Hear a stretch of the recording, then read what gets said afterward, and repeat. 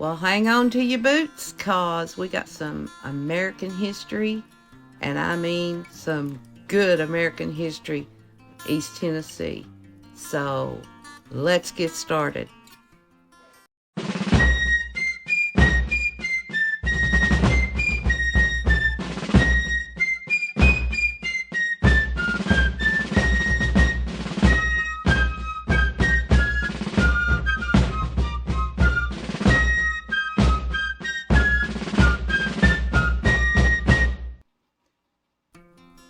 Hey guys, it's me again. Welcome to Appalachia Cemetery Hunting. We're still in the foothills of the Great Smoky Mountains, and in case you haven't guessed it, this video has quite a few that fought in the Revolutionary War. So we've got some really good history here. In fact, it's called the Dandridge Revolutionary War Cemetery, and it's located in Dandridge, Tennessee, foothills of the Smokies. Now this picture shows the dedication plaque that was placed there in 1930 by Martha Dandridge Garden Club in honor of those who fought in the War for Independence. The burial ground is on the site of the original Hopewell Presbyterian Church that was established in 1785. That's an old church. And it was the first church in Jefferson County, Tennessee. Now the map shows that Dandridge is located just off Interstate 40 along Highway 25 West and very close to Douglas Lake. And I'm sure you all have heard a lot of devastation caused by the remnants of Hurricane Helene in East Tennessee in 2024. Well, Dandridge is not too far away from that area. And it is such a cool little town. You have to visit Dandridge. I would love to live there. It's so cute. It's so pretty. Well, here are 4 different views of the cemetery. Now, I'm going to give you some time to look at these.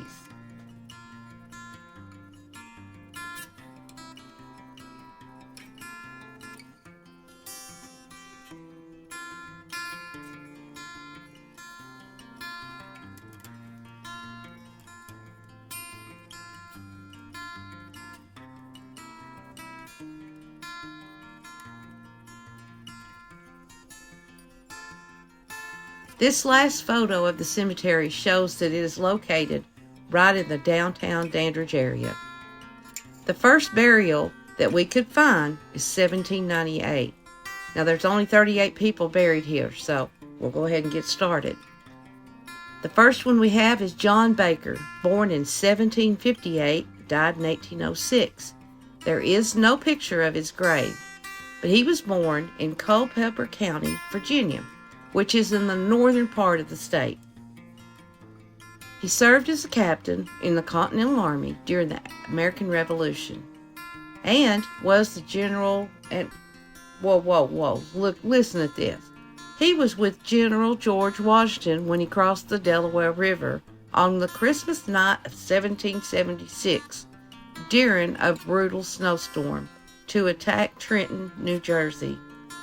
They defeated the Hessen Garrison Station there, and then that turned the tide of the war. This guy right here was with George Washington on the Delaware.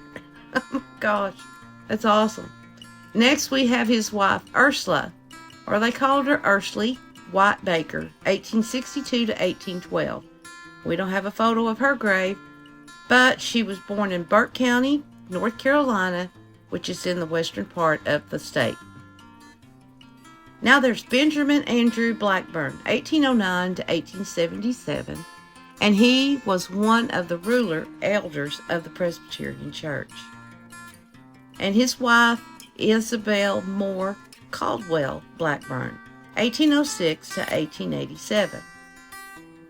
John Blackburn, 1741 to 1808, and there's no photo of his grave either, but we do know that he was born in Virginia, and John fought at the Battle of Kings Mountain in South Carolina that took place in 1780 during the Revolutionary War. Then we have James Corbett, 1784 to 1855. early settler. And next we have his wife. Guess what her name is? Mary Polly. Mary Polly Gresham Corbett, 1792 to 1884. And now we have Napoleon B. Gwynn, 1832 to 1880. And you'll notice his headstone has the Masonic emblem carved on it, which many of those men were Mason back in those days. Now we have George Hinkle, 1769 to 1852, along with his wife Susanna Getzinger Hinkle, 1770 to 1860.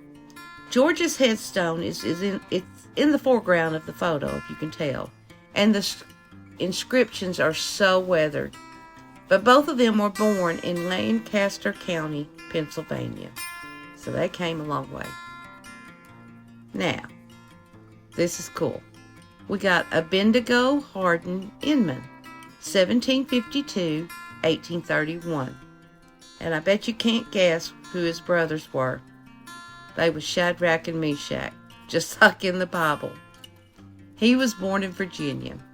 In 1767, he and his brothers explored the wilderness west of the Cumberland Mountains with none other than Daniel Boone himself. I told you, got some history in this one.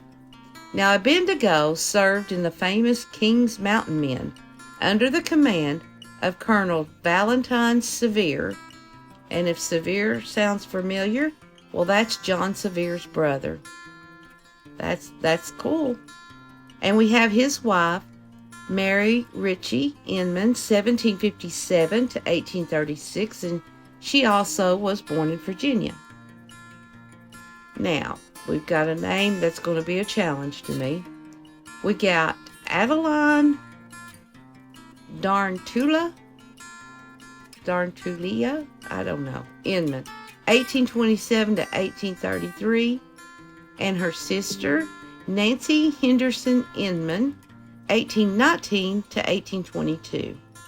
And we also found their mother, Sarah Keyes Henderson Inman, 1798 to 1841. Now, we have their father, Shadrach Inman, 1793 to 1852. And he was the son of Abednego. So, Abednego named his son after his brother. So, that's pretty cool. And according to the post that we found on Find a Grave, Shadrach was listed as a veteran. So he may have fought in the War of 1812, probably. We got Samuel Kyle, 1747 to 1834. And Samuel was born in Augusta County, Virginia. He was wounded in the Battle of Eutaw Springs, South Carolina. I hope I said that right. During the American Revolution, and he was the first trustee of Jefferson County, Tennessee. Now we have Catherine Jane Tennant McCuston, 1740 to 1813, and her husband James McCuston, 1737 to 1812. Her grave is on your right, and both stones are pretty much you can't read them. They're weathered away. But Catherine was born in North Carolina, and James was born in Pennsylvania. And he also fought in the Revolutionary War. Then we have their grandson, Samuel Scott McCuston, 1817 to 1893. And you can see he has the Masonic emblem carved on his headstone. And he served as a major during the Civil War, but we do not know which side he fought on. We have Alva McSpadden, 1808 to 1882. His wife, Catherine Newman McSpadden, 1821 and 1994. Archibald Thompson McSpadden, 1798 to 1830. Now we have Esther Lyle Thompson McSpadden, 1756 to 1835. Now there is no photo of her grave, but we do know that she was born in the County Antrim in Northern Ireland. Now we have her husband, John McSpadden Sr., 1747 to 1798. There's no picture of his grave, though. However, we found out he was born in Augusta County, Virginia, and he also fought in the American Revolution. Now there's Isabella Dunwoody McSpadden, 1802 to 1837. Samuel McSpadden, 1756 to 1844. Also, no pictures of his grave, but we know that he was born in Rockbridge County, Virginia. And he also was a veteran of the Revolutionary War. He built this house in 1804, and it's still standing. It's now a private residence, so it's not open for tours.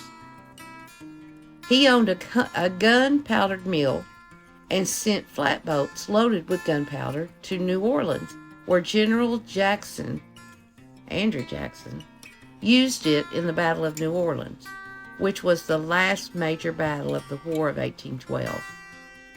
Oof, lots of history. We have Martha Newman, 1842 to 1844, and she was just under 2 years old. We have Richard Rankin, 1756 to 1827, and he was born in Cumberland County, Pennsylvania.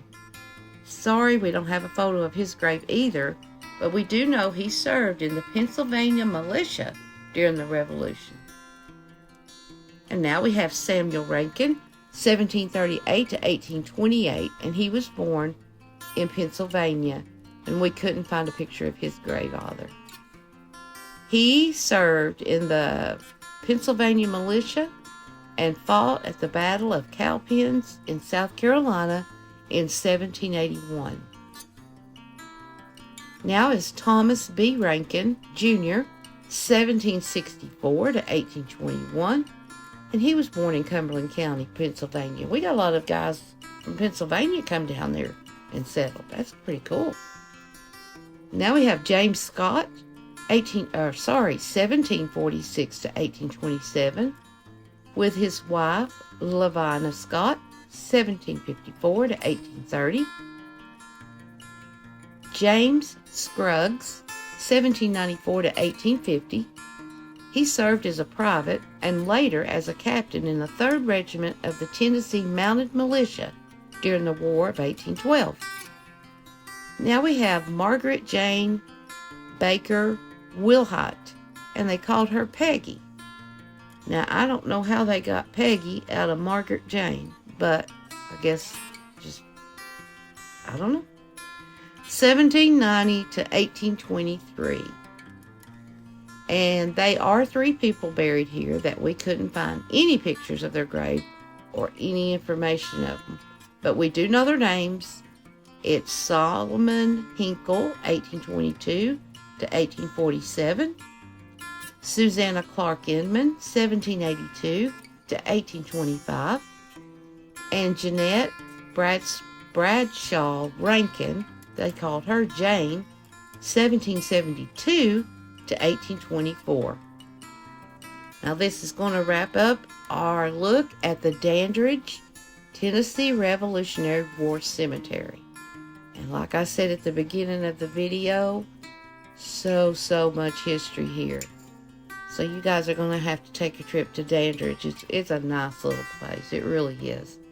And you can only imagine what these brave men saw and what they did for our country to win our independence. We owe them so much. So yes, we need to recognize them. And we want to thank you all for watching, and welcome to our new subscribers. Thank you guys, and we will see you next week, Lord's willing. God bless, and hit that subscribe button and share. Thanks a lot. Bye-bye.